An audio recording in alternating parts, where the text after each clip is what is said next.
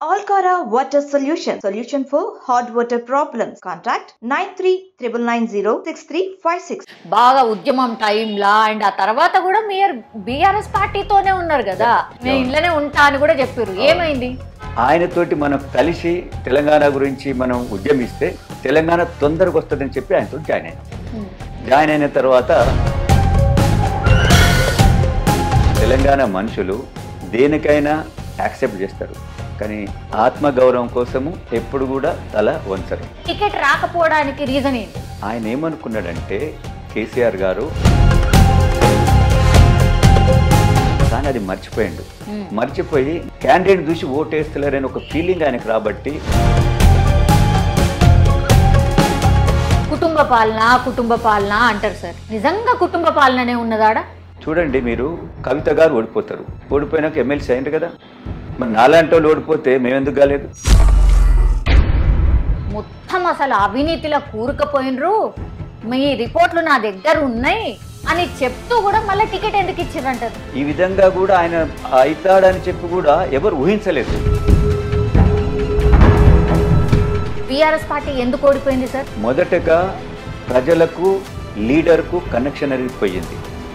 ఒక ఎమ్మెల్యే ఏమనుకుంటుండు, నేనే సుప్రీం అనుకుంటుండు. ఎందుకంటే కాంగ్రెస్ పార్టీ అధికారంలోకి వచ్చిన తర్వాత బిగ్ లీడర్స్ జాయినింగ్స్ జరుగుతున్నాయి. మాజీలు అనుకోవచ్చు, లేదంటే ఆల్రెడీ ఎమ్మెల్యేలు ఎవరైతే గెలుపొందినరో వాళ్ళు కూడా కాంగ్రెస్ పార్టీకి టచ్ ఉన్నారు. ఇట్లాంటి వార్తలు చూస్తూనే ఉన్నాం. కొంతమంది జాయిన్ కూడా అయ్యారు. అయితే ఈరోజు మన special guest senior most leader, ఎప్పటి నుంచో నాగార్జున సాగర్ అనగానే సారే గుర్తొస్తాడు. యాక్చువల్లీ గతంలో కూడా నేను ఇంటర్వ్యూ చేసిన వెరీ కూలెస్ట్ అండ్ నిజంగానే పాపం రాజకీయాలు అసలు తెలియని మనిషి అంటే కంచర్ల చంద్రశేఖర్ రెడ్డి గారు. ఒక్కసారి మాట్లాడే ప్రయత్నం చేద్దాం. సార్ కూడా మొన్ననే కాంగ్రెస్ లో జాయిన్ అయినరు. ఒక్కసారి పలకరించడానికి నేను కూడా సార్ దగ్గరకు వచ్చిన. సార్ నమస్తే. నమస్తే అండి. ఎట్లున్నారు సార్? బాగున్నారా? చాలా బాగుంటాం. Yes sir. సార్ ఇప్పుడు ఏది ఏమో అంటారు కదా, బురదల నుంచి బయటకు వచ్చినట్టు అనిపిస్తుందా, లేకపోతే నిజంగానే అంటే గతంలో మీరు కాంగ్రెస్ పార్టీయే మళ్ళా మీ హోమ్ కి వచ్చిన ఫీలింగ్ ఉందా? డెఫినెట్లీ. నా తిరిగి గర్ వాపసి అని చెప్పి అంటా ఉన్నారు కదా కాంగ్రెస్లో, అదేవిధంగా నేను అంతకుముందు నా గతము కాంగ్రెస్ పాలిటిక్స్ అనేది కాంగ్రెస్ తోటి మొదలైంది. మళ్ళీ నేను కాంగ్రెస్లోకి వచ్చాను కాబట్టి ఐఎమ్ ఫీల్ వెరీ హ్యాపీ. నాకు కంఫర్ట్గా కూడా ఉన్నది నిజంగా చెప్పాలంటే. అచ్చా సార్, ఎందుకు సార్ ఇంత పెద్ద డిసిషన్ తీసుకున్నారు? మరి బాగా ఉద్యమం టైంలా అండ్ ఆ తర్వాత కూడా మీరు బీఆర్ఎస్ పార్టీతోనే ఉన్నారు కదా, మీరు సంవత్సరం వరకు కూడా మీరు అందులోనే ఉంటుంది, నేను ఇంట్లోనే ఉంటా అని కూడా చెప్పారు. ఏమైంది? చూడరి, నేను తెలంగాణ అనేది సాధించే దాంట్లో మేమందరం కూడా ఒక పాత్రధారులం. తెలంగాణకు ఏదైతే కేసీఆర్ గారు తెలంగాణ ఉద్యమాన్ని స్టార్ట్ చేసినప్పుడు నేను అప్పుడు కాంగ్రెస్లో ఉండి, కాంగ్రెస్లో కూడా తెలంగాణ వాదులం అందరం కూడా తెలంగాణ కావాలి, మా హైకమాండ్కు ఎల్లప్పుడూ పోయి మేము అడిగేటోళ్ళం. ఈవెన్ సోనియా గాంధీ కూడా అప్పుడు మేము అడిగినాము. నాకు బాగా చెప్పుకుంది రియల్గా సోనియా గాంధీ గారు, నేను మిగతా కాంగ్రెస్ సీనియర్ ఒక నలుగురు ఆ రోజు నాకు చెప్పుకుంది, నలుగురం కలిసిపోతే ఆమె కూర్చోబెట్టుకొని 24 అక్బర్ రోడ్లో మాకు టీ ఆఫర్ చేసి తెలంగాణ ఎందుకు అడుగుతుందని చెప్పి ఆమె ఒక 20 మినిట్స్ మాతోటి ఇంటరాక్ట్ అయింది. సో అప్పటి నుంచి కూడా మేము తెలంగాణ కావాలని మేము కాంగ్రెస్లో ఎప్పుడు కూడా మేము అడిగేటోళ్ళం. సో దాన్ని దృష్టిలో పెట్టుకునే టీఆర్ఎస్ అంటే మన కేసీఆర్ గారు తెలంగాణ కోసం పోరాడుతుండు కదా, ఆయనతోటి మనం కలిసి తెలంగాణ గురించి మనం ఉద్యమిస్తే తెలంగాణ తొందరగా వస్తుందని చెప్పి ఆయనతో జాయిన్ అయినాం. కానీ జాయిన్ అయిన తర్వాత మీరు చూస్తున్నారు, తెలంగాణ వాదులను బయటపెట్టిండు, వేరే వాళ్ళని తెచ్చుకొని ఆయన ప్రభుత్వం నడిపిండు. దానివల్లనే చాలా మందికి ఆ పార్టీ అంటే ఆయన యొక్క పోకడలంటే గిట్టకపోవటం జరిగింది. 10 ఏళ్ల పాటు ఆయన అధికారం చూసిరు సార్. అవును. ఎందుకు సార్ మీరు ఇమడలేకపోయినరు? ఎందుకు మీరు గట్టిగా అడగలేదా, లేకపోతే అసలు టికెట్ రాకపోవడానికి రీజన్ ఏంటి? మీరు నాగార్జున సాగర్ టికెట్ అడిగాను. ఎందుకు రాలే? నాగార్జున సాగర్ టికెట్ అడిగాను. నేను నిజంగా చెప్పాలంటే ఆయన సర్వేలు అంటే పార్టీ చేసే సర్వేలో లేకుంటే పార్టీ నాయకులు అందరు కూడా కలిసిపోయి చెప్పారు. ఆయన ఏమనుకున్నాడంటే కేసీఆర్ గారు నా పేరు చూసి నన్ను చూసి ఓట్లు వేస్తుండంటుండు. కరెక్టే, తెలంగాణ వచ్చినప్పుడు తెలంగాణ తెచ్చినాడని కొంత ఆయన వైపు పబ్లిక్ చూశారు. కానీ దాని తర్వాత ఎప్పటికీ అదే దాని మీద గెలవాలంటే కష్టం కదా. మాలాంటి నాయకులు అందరం ఆయన వెనక ఉంటేనే తెలంగాణ వచ్చింది, అందరూ ఆయన వెనక ఉంటేనే ప్రభుత్వం వచ్చింది. ఆయన అందరూ ప్రజలు వెనక ఉండటం వల్లే ఎమ్మెల్యేలు గెలిచిండ్రు. కానీ అది మర్చిపోయిండు. మర్చిపోయి నేనే అందరు అనేది ఉట్టిగా నిమిత్త మాత్రులు, నన్ను చూసే ఓట్లేస్తారు, మనిషిని చూసి వేరే క్యాండిడేట్ చూసి ఓటేస్తలేరని ఒక ఫీలింగ్ ఆయనకు రాబట్టి ఎవరున్నా ఓకే, కొత్త ఆయన ఎందుకు అనే ఉద్దేశంతో ఆయన ఎవరు అక్కర్లేదు, నేను మిగతా వాళ్ళు ఎవరైనా ఆ షాడోస్ అని అనుకున్నాడు. కాబట్టి వేరే కొత్త వాళ్ళ వైపు ఆయన చూడలేదు. చూడనందుకు ఏం జరిగింది అనేది మీరు చూస్తున్నారు. అదేనా సార్ గట్టి దెబ్బ కొట్టింది? అదేనా? మొత్తం ఒక 40 మంది మొత్తం అసలు అవినీతిలో కూరుకుపోయినరు, మీ రిపోర్ట్లు నా దగ్గర ఉన్నాయి అని చెప్తూ కూడా మళ్ళీ టికెట్ ఎందుకు ఇచ్చారంటారు? చూడండి, ఒక పార్టీ ప్రెసిడెంట్, ప్రభుత్వముకు నడిపే చీఫ్ మినిస్టర్, వారే యాక్సెప్ట్ చేసిండంటే తనకు ఇన్ఫర్మేషన్ వస్తేనే కదా. వచ్చినాక కూడా అలాంటి అవినీతి పరులు ఉన్నారు ఎమ్మెల్యేలు అన్నప్పుడు ఆయన ఇమీడియట్గా ఆలోచన చేయాలా. ఆ విషయం ఆయన దగ్గర చేరిందంటే ఎంత అవినీతి 10% 15% ఉంటే ఆ విషయం అక్కడ దాకా చేరదు. 15% ఉంటే పబ్లిక్ కూడా పట్టించుకోరు, ఆ విధంగా ఉన్నది. అది 50% దాటితేనే పబ్లిక్ పట్టించుకుంటారు. సో 50% దాటినప్పుడే ప్రభుత్వం యొక్క అఫీషియల్స్కైనా అధినేతకైనా చేరుతుంది ఆ విషయం. చేరినాక కూడా ఆయన చేయలేదంటే మరి అది మీరు అంటే నేను తెలంగాణ తెచ్చిన మాటి మాటికి ఏంటి పులి నోట్లో తలబెట్టి తెలంగాణ తెచ్చిన అని అదొకటి ఆయన మనసులో. నేను లేకుంటే తెలంగాణ అనేది ఎందుకు వచ్చిందో మనకు తెలుసు. ఒక్కళ్ళు చేస్తే రాలేదు, వందలాది మంది బలి అయితే తెలంగాణ వచ్చింది. ఎవరిని కూడా ఏ రోజు కూడా ఒకనాడు ఈ కుటుంబంలో ఒక విద్యార్థి తెలంగాణ కోసం బలి అయ్యిండు, ఈ కుటుంబం ఎట్లా ఉంది, వాళ్ళ స్థితిగతులు ఏంది, ఏ రోజు ఆయన పట్టించుకోలేదు. ఎలక్షన్ వచ్చినప్పుడు తెలంగాణ, ఎలక్షన్ గెలిచిన తెల్లారి ఏ వాదం లేదు. సో అది ఆయన అది దానివల్లనే ఆ యొక్క దాన్ని ఏమంటారు ఆయన మనసులో అంటే ఒక దాన్ని ఏమనాలో మరి. తెలంగాణ రానప్పుడేమో తెలంగాణ కోసం ఎవరో బలిపై నేను చనిపోయేదానికి రెడీగా ఉన్నా, ఫాస్టింగ్ చేసిన, పులి నోట్లో తలబెట్టిన అని అన్నోడు తెలంగాణ వచ్చిన తర్వాత మర్చిపోవడం అనేది నిజంగా ఎవరికి అర్థం కాలేదు. ఈ విధంగా కూడా ఆయన అవుతాడని చెప్పి కూడా ఎవరు ఊహించలేదు. దానివల్ల ఇది జరిగిందని నేను అనుకుంటాను. సార్ బీఆర్ఎస్ పార్టీ ఎందుకు ఓడిపోయింది సార్? నిజంగానే మీకు ముందే తెలుసా ఓడిపోతుంది ఈసారి అని అనుకున్నారా సార్? మీరు అడిగారు కదా, అంటే నేను చెప్తున్నాను, మీరు తర్వాత కూడా తెలుసుకోవచ్చు. ఈ విషయం నేను చెప్పాను, నేను ఎవరికి చెప్పాలను సరే, హైయెస్ట్ ఆయన కాకుండా నెక్స్ట్ ఆయనకు నేను చెప్పాను. ఎవరు మీ అందరు తెలుసు కదా. చెప్పాను, ఏమని చెప్పాను, చాలా కష్టం ఉంది విలేజ్లలో చాలా కష్టం ఉంది. మొదటగా ప్రజలకు లీడర్కు కనెక్షన్ అనేది పోయింది. ప్లస్ ఒక ఎమ్మెల్యే ఏమనుకుంటుండు, నేనే సుప్రీం అనుకుంటుండు. ఎందుకంటే మీ దగ్గరికి ఎమ్మెల్యేని దాటి మీ దగ్గరికి వచ్చే ఒక ఏదైనా ఒక కమ్యూనికేషన్ చేసేదానికి ఎలాంటి ఇక్కడ మెకానిజం లేదు. సో ఆ మెకానిజం లేనప్పుడు కొందరు లీడర్స్ ఉంటారు, నేను కూడా ఉన్నాను. నేను అక్కడ నేను పోయినప్పుడు కొన్ని వాళ్ళ కష్టాలు వాళ్ళ బాధలు చెప్తారు. నేను ఎక్కడ రిప్రజెంట్ చేయాలా? ఎమ్మెల్యే చేయాలి. ఎమ్మెల్యే నిన్నప్పుడు ఎక్కడ చేయాలి? మినిస్టర్ చేయాలి. మినిస్టర్ నిన్నప్పుడు అధినేతకి చేయాలి కదా. అధినేతకి పోయే దారే లేదు, ఏ దారి లేదా. దారి లేనప్పుడు నాయకులు మెల్లమెల్లగా వాళ్ళు స్తబ్దతగా ఉండడం జరిగింది. స్తబ్దత ఉన్నప్పుడు లీడర్షిప్ లేనప్పుడు ప్రజలకు పార్టీకి కనెక్షన్ లేనప్పుడు గెలుపు అనేది రాదు. అదే జరిగింది. మీరు కేసీఆర్ ని డైరెక్ట్ చూసింది ఎప్పుడు అన్నది గుర్తుందా సార్? ఎన్నేళ్ల క్రితం చూసి ఉంటారు? నేను ఓడిపోయిన ఆ సంవత్సరంలో కొన్ని కార్యక్రమాలు చేశాను.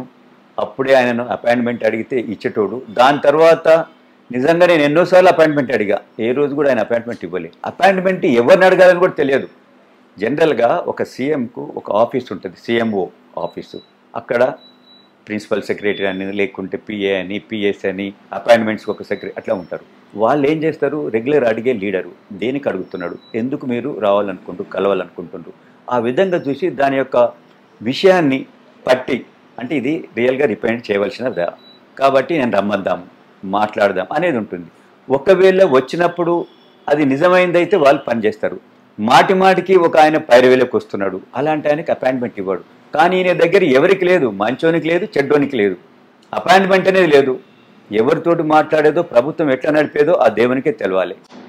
కాబట్టి ఈ విధంగా ప్రజలకు నాయకునికి కనెక్షన్, ఎమ్మెల్యేకు కనెక్షన్ లేదు. ఎమ్మెల్యే ఏం చెప్తే అదే ఇంటుండో లేమో తెలియదు. ఎమ్మెల్యేలు కూడా ఎప్పుడు కలిసేదో ఎవరికి తెలియదు. కాబట్టి ఈ యొక్క ఎవరికి సంబంధం లేకపోబట్టి ఈ యొక్క పార్టీకి ప్రజలు దూరమైనరు, ప్రభుత్వం పోయింది.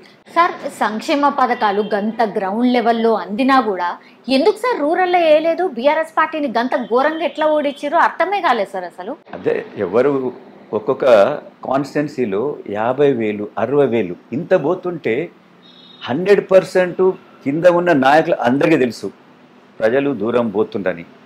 కానీ అందరూ ఏమనుకుంటారు, సీఎం గారు కలుస్తలేరు, కేసీఆర్ గారు ఎవరిని కలుస్తలేడు, కలవకుండా ఉన్నప్పుడు మాదేం పోయింది, ఈయన ఓడిపోతేనే ఒకసారి పోతేనే ఏదైనా వస్తుంది, నెక్స్ట్ టైం కలుస్తాడు అని ఒక ఫీలింగ్ కూడా వచ్చేసింది.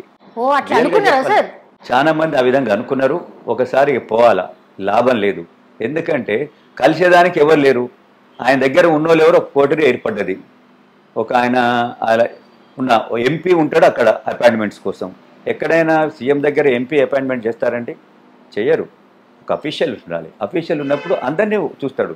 అఫీషియల్కు తెలుస్తుంది ఏ లీడర్ ఎలాంటోడు, ఎక్కడి నుంచి వస్తున్నాడు, దేని గురించి వస్తున్నాడు, ఆ ఇష్యూ యొక్క డెప్త్ ఎంత, ఇష్యూ రియల్గా ప్రజలకు సంబంధించిందా, ఆ ఇష్యూ నిజంగా ప్రభుత్వం సాల్వ్ చేయాలా అనేది చూసి అఫీషియల్ చేస్తాడు. కానీ సొంతం ఇంటి మనిషి ఏం చేస్తాడు, ఈ లీడర్ దగ్గర ఏముంది, ఈయన ఏం తెస్తున్నాడు, ఈయన రావడం వల్ల మాకేమన్నా లాభమా అనేది చూస్తాడు. మాకు లాభం లేదు కాబట్టి ఇలాంటి వాళ్ళతో లాభం లేదు, ప్రభుత్వం మాదే, మా సార్ను చూసి ఓట్లు వేస్తారు, మా ప్రభుత్వం వస్తుంది అనే దానితో ఆ అధినేతకు కమ్యూనికేషన్ లేకుండా అయిపోయింది. ప్రజలు దూరం అయినరు, ప్రభుత్వం పోయింది. కుటుంబ పాలన అంటారు సార్, నిజంగా కుటుంబ పాలననే ఉన్నదాడ? అంటే సరే, వాళ్ళ కుటుంబ పాలన అంటే చూడండి, మీరు కవిత గారు ఓడిపోతారు, ఓడిపోయినాక ఎమ్మెల్సీ అయింది కదా, మరి నాలాంటి వాళ్ళు ఓడిపోతే మేమెందుకు కాలేదు? ఆమె తెలంగాణకు కాంట్రిబ్యూట్ చేసింది, మేము కూడా చేసినాం కదా. కేసీఆర్గా తెలుస్తుంది మేమేం కాంట్రిబ్యూట్ చేసినాము. ఎవరైనా అడిగితే చెప్తాము, నువ్వేం చేసినావా అని అడగొచ్చు. నేను ఏం చేసినా చెప్పేదని నేను రెడీ ఉన్నా. అలాంటిది నీ దగ్గర ఒక ఎంపీ ఓడిపోతాడు ఒక దగ్గర, ఆయనకి ఇమీడియట్గా నువ్వేదో ఇస్తావు. ఎందుకు ఇస్తావు? మీ ఇంటి మనిషి చేపట్టి.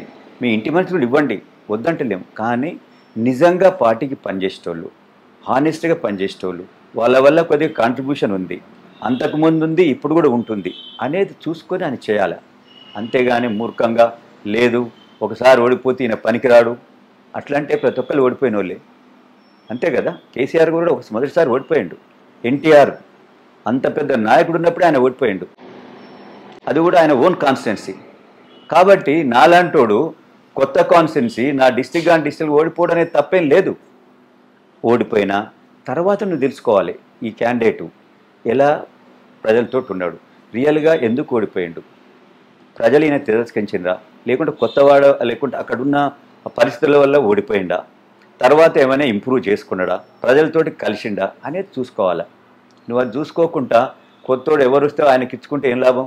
ఇచ్చినావు, ఫస్ట్ టైం ఇచ్చినావు, మరి సెకండ్ టైం, ఫస్ట్ టైం ఇచ్చిన ఆయన ఎక్కడ దానికి వచ్చిండో తెలుసు, ఆయన గుడ్డులో మెల్లగా గెలిచిండు, నెక్స్ట్ టైం ఇవ్వాలి కదా. అసలు నెక్స్ట్ టైం కూడా ఇవ్వలేను ఎందుకు ఇవ్వలేనని చెప్పాలి కదా. నేను ఇవ్వలేకపోతున్నా భయ్, నీలో ఈ తప్పులు ఉన్నాయి, నీవు చేస్తే ఈ విధంగా గెలవవు, నీ దగ్గర డబ్బులు నువ్వు ఎక్కువ ఖర్చు పెట్టవు, లేకుంటే నువ్వు పెడతావు కానీ నీకు ఇది నీ ప్రజలలో నీకు మంచి పేరు లేదు, ఏదో ఒకటి చెప్పాలా. ఏది చెప్పకుండా నువ్వు టికెట్ ఇచ్చేటప్పుడేమో పిలిచి ఇస్తావు, తర్వాత ఏం చెప్పలేదంటే మనుషులను చులకన చేసినట్టు. అది మనుషులు, తెలంగాణ మనుషులు దేనికైనా యాక్సెప్ట్ చేస్తారు, కానీ ఆత్మగౌరవం కోసము ఎప్పుడు కూడా తల వంచరు. సార్, మీ లెక్క ఆత్మగౌరవం పోగొట్టుకున్న వాళ్ళు ఎంతమంది ఉంటుంటారు బీఆర్ఎస్ పార్టీలో? ఎంతో మంది ఉండబట్టే ఈ పరిస్థితి దాపరించింది కదా. ఎంతో మంది ఉన్నారు, చాలా మంది. సరే, నాలాంటోడు నాకు పార్టీ పదవి ఉన్నా లేకున్నా నాకు పెద్ద డిఫరెంట్ ఏం లేదు. I'm known person everywhere. తెలంగాణలో ఏ జిల్లాకు పోయినా కూడా నేను ఒక దగ్గర నిలబడితే ఒక 10 మంది నన్ను గుర్తుపట్టి ఏమి చంద్రశేఖర్ రెడ్డి గారు ఎందుకు వచ్చినని అడుగుతారు. బట్ ఇదేంటంటే ఎవరైతే రియల్గా ఉంటారు, పాలిటిక్స్ అంటే ఏంది, అట్లీస్ట్ 1/3 మంచోళ్ళు ఉంటేనే పాలిటిక్స్ జరుగుతూ ఉంటుంది. రాజకీయాలలో అందరు డబ్బులు ఉండే ఉంటే జరగదు కదా. డబ్బులలోనే అభిప్రాయం ఏముంటుంది, డబ్బులు ఏ విధంగా సంపాయాలనేది అనుకుంటుంది. రియల్గా ప్రజలతో ఉన్న అభిప్రాయం ఏముంటుంది, ప్రజల కష్టం ఏముందని తెలుస్తుంది. సో అందరు మిక్స్డ్ ఉండాలి.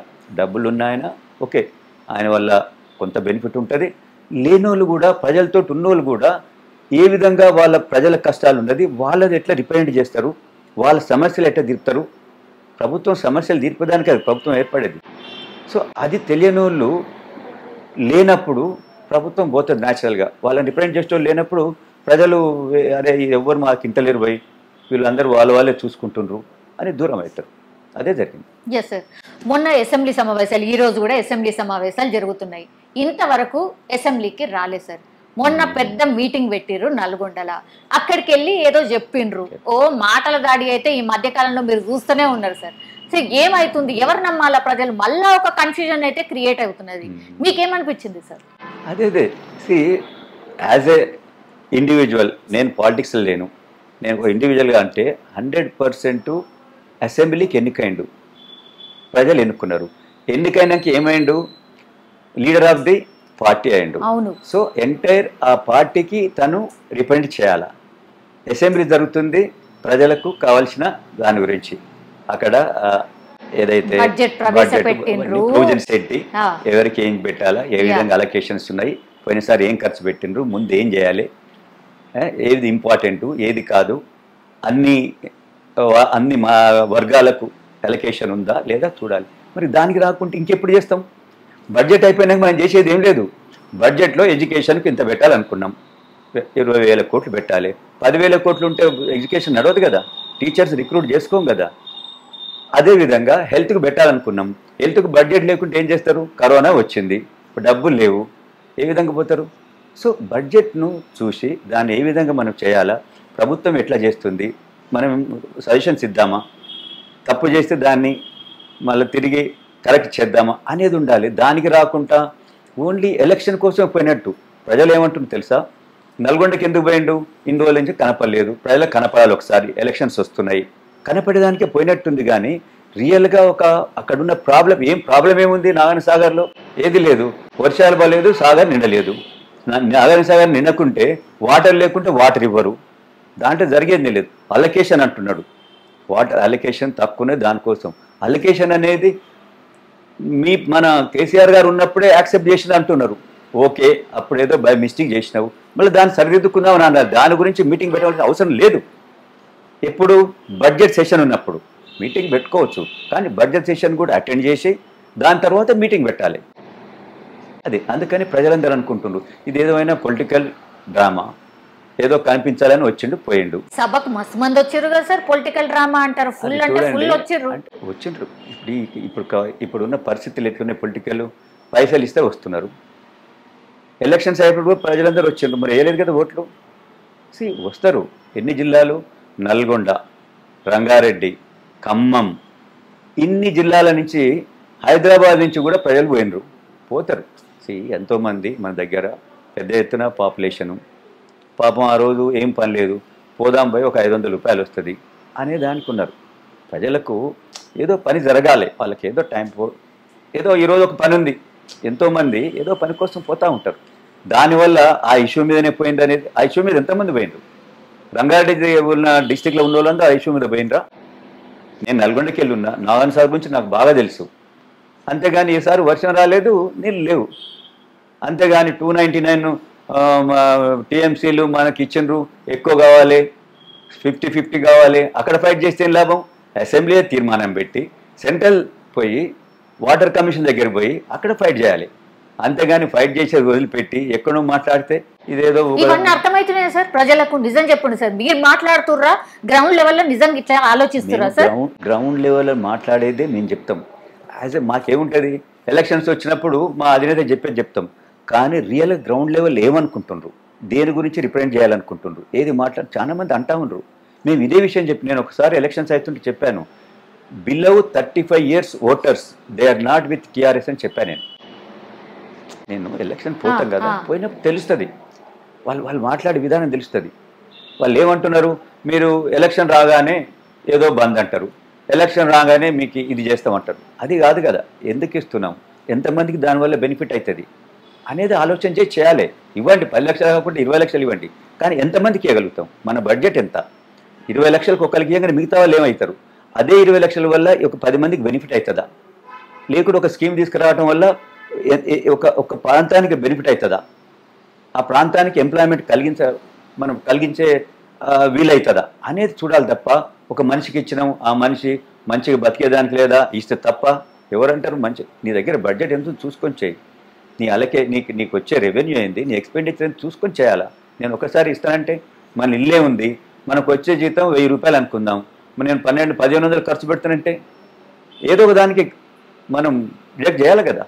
అది ఏది, హెల్తే ఉంది, హెల్త్కి డిడక్ట్ చేసినాము, హెల్త్ డిడక్ట్ చేస్తే అసలు ఏం పని చేయవు, ఇంటనే పడుకుంటారు, మొత్తానికి పోతుంది.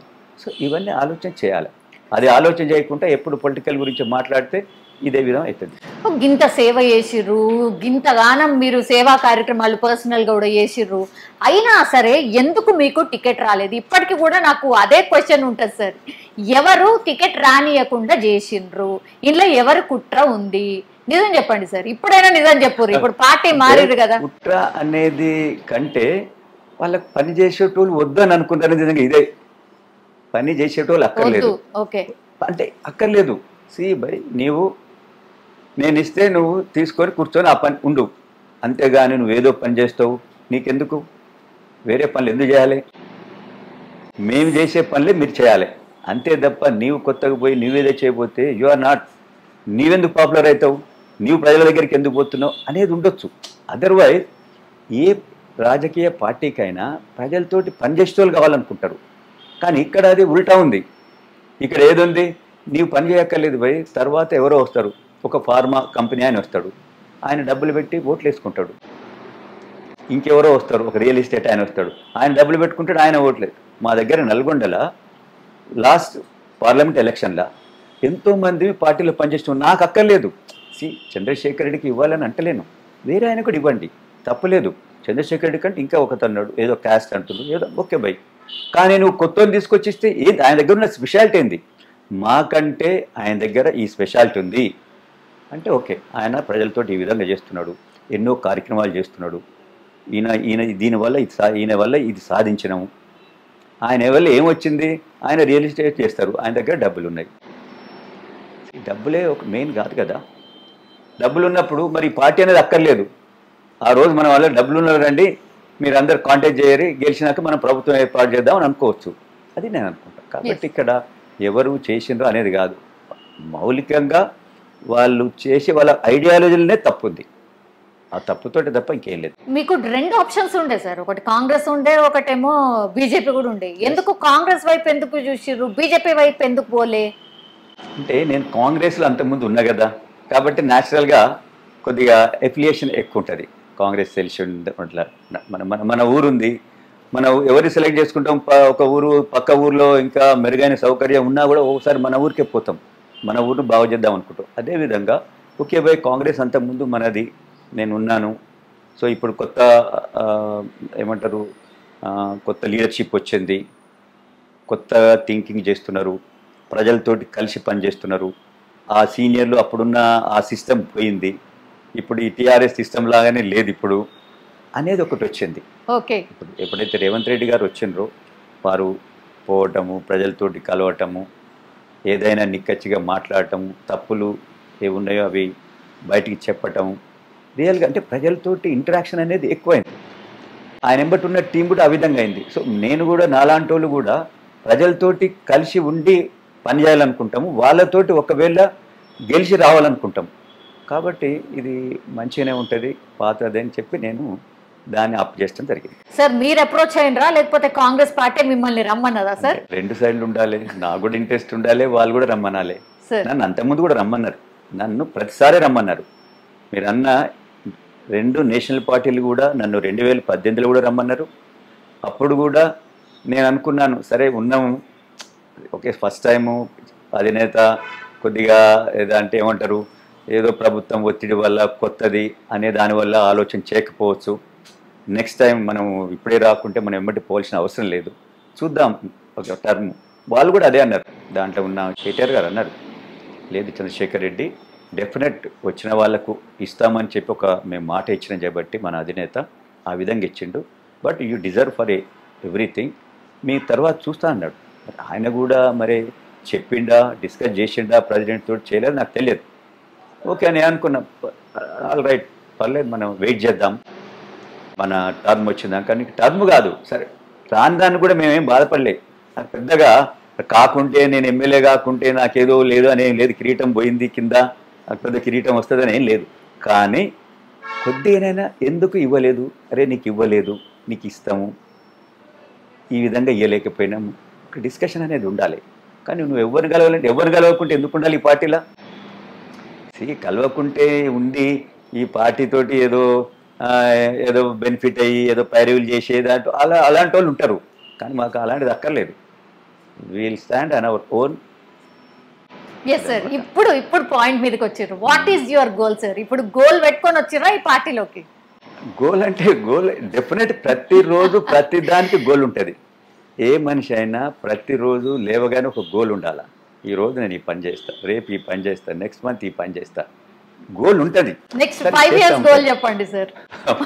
ఫస్ట్ ఇయర్ గోల్ ఇప్పుడు మా పాత పార్టీ అనేది కదా బంగారు తెలంగాణ అని, ఎట్లా ఉంటుందో చూడాలి. బంగారు తెలంగాణ చేసేదానికి ప్రయత్నం చేయాలి. ఇప్పటివరకు ఏం బంగారు తెలంగాణ ఏం కాలే.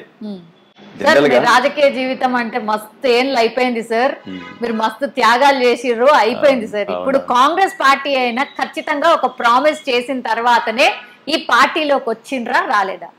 ఎక్కడ చూడొచ్చు ప్రామిస్? డెఫినెట్ కాంగ్రెస్ అనేది 100% చేసేదానికి ట్రై చేస్తుంది, బట్ చూడాలి ఎంత పర్సెంటేజ్. 100% చేస్తుంది.